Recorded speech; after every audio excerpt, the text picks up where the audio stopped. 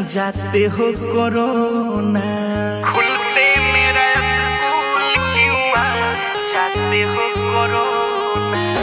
खुलते मेरा स्कूल क्यों जाते हो कोरोना। नेताजी के रैली में क्यों नहीं जाते हो कोरोना। नेताजी के रैली में क्यों नहीं जाते हो कोरोना। खुलते मेरा स्कूल क्यों जाते हो कोरोना। खुलते मेरा स्कूल क्यों जाते हो कोरोना।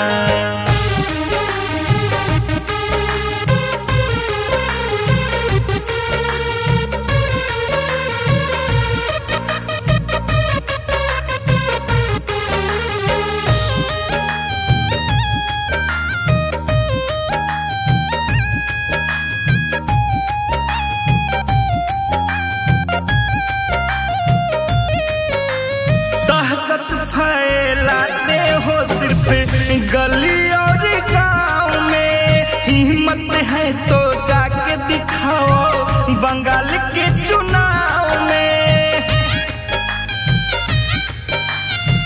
बंगाल के चुनाव में दहशत फैलाते हो सिर्फ गली और गांव में।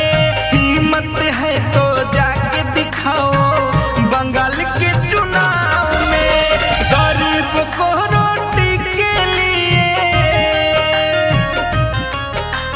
गरीब को रोटी के लिए तड़पाते हो कोरोना।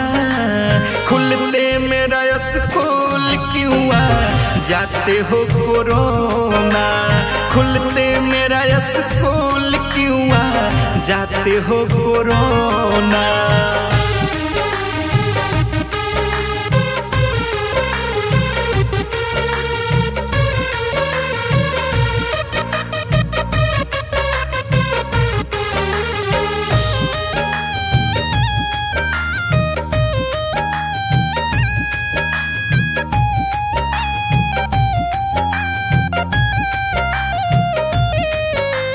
रूप तुम्हारा कैसा है कि सीने नहीं जाना।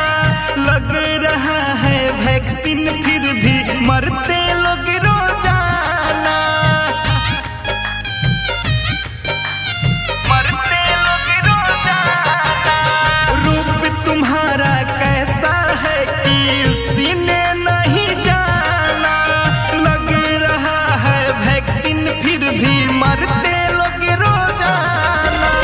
पूछे विजय राजनीतिकवा, पूछे विजय राजनीतिक क्यों डराते हो कोरोना।